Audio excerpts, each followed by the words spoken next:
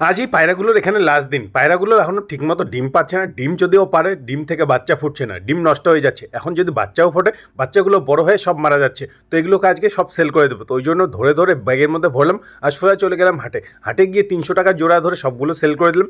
একটু মনটা তো খারাপ হয়েই গেল।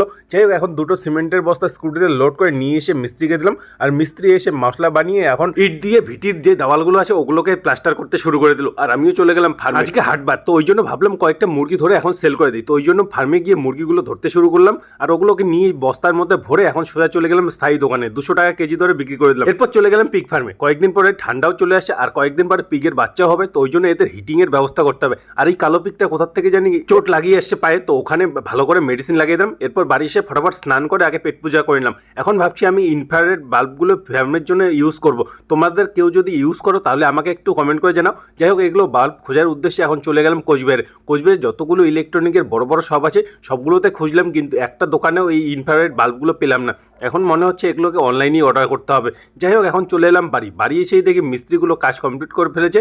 এখন ভিটির দেওয়ালগুলো বানানো সব কমপ্লিট। আর এখানে 70 থেকে 80টা ইট এখনো নতুন পড়ে আছে। আর বাকি কাজ হবে কালী পুজোর পরে।